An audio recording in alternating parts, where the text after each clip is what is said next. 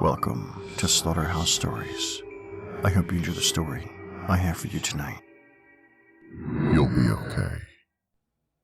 In all honesty, I hated staying home alone. I admit, I was paranoid, and I still am. I always played it off like I was brave and strong, but that was only on the outside. Sure, my windows could lock just as well as my doors. My lights could be on in every room, but I just never felt safe. I know that doesn't make sense. I know that just as well, but I couldn't convince myself of that. I always felt like something was watching me. I never had my back to an open space as much as I could. I'd turn around, reassure myself nothing was there, but it would still be the same feeling when I turned back around. That's the one terrifying flaw of human anatomy, not being able to see what's behind you at any given moment. And trust me, it was really terrifying. Now, I believed in the paranormal, and I'd had many encounters, and I was comfortable with most. Some entities were there to comfort me, and I take no shame in saying that I'd spent almost a month of my life talking to an entity named Charlie at night, just to get to sleep. Charlie was a good man who had taken his life. He was just as mentally damaged as I was, and when I moved out of that house, I was sad to see him go. Never got to say goodbye. Going back to the staying home part of my rant, I encountered my first negative paranormal phenomenon when I was 12 and home alone. At that time, I was just getting used to being home alone, but you could bet I was super confident in proving to my parents that I was a strong young woman ready for anything. I regret that. My grandfather was in the military during the war era, and because of this, he had some pretty nifty stuff laying around. He had passed away, but he left all his gadgets and stuff to me when I was growing up. These gadgets included shortwave radios that he had used to intercept and decipher enemy, as well as ally messages.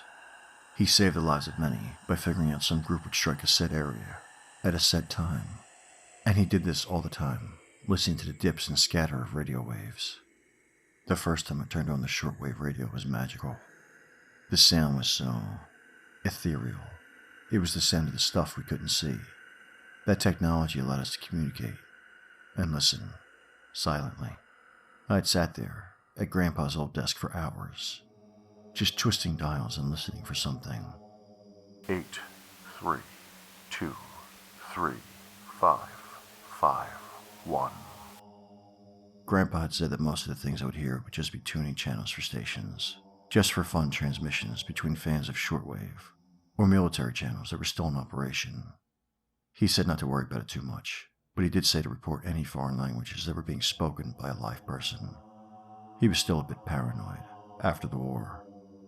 Those numbers, just numbers, I thought. Maybe there were some hobbyist codes, or maybe it was just some random garble that had slipped between channels. But then I realized that was my phone number. Coincidence. Definitely no connection to me. I was a 12-year-old girl. Why would any shortwave station be contacting me? 25, 15, 21. Numbers, just numbers. Wait, they had to mean something. Quickly working out the alphabet on my hands, I deciphered that as U. This was getting weird. Will. Whoa, that was loud. It was almost like a burst of static. I still kept firm to the coincidence theory, but I jotted down U and Will for good measure. I sat there, listening like an idiot for another hour. What came next was just staticky dips and waves, and radio. I listened carefully for peaks and words. B. That questioning tone made me believe the radio had just picked up some other broadcast. I've seen it happen before with certain paranormal investigating tools that scan for words that peak in radio broadcasts. Maybe it was a fluke. Or not.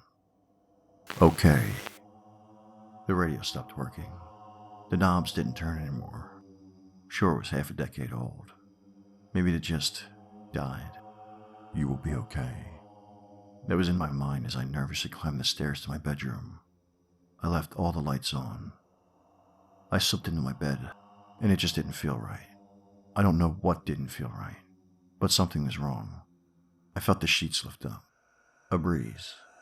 Maybe my window was open a tad. Yeah, that was it. I felt warmth creeping towards my arm. this point, I was paralyzed. I didn't know if it was sleep paralysis or some random thing, but I didn't want to move anyway. You will be okay. The radio was louder than ever. I ran back downstairs and into the office. It was off. The knobs were still stuck and tuned to the same channel. I was going crazy. I had to be. I walked into the bathroom to splash some water on my face and relax. Across my chest, inscribed in deep red scratches, were the words I had feared the most for the last hour. You will be okay. Thank you for listening. If you enjoyed tonight's story, please like, share, and subscribe. And until next time, stay spooky.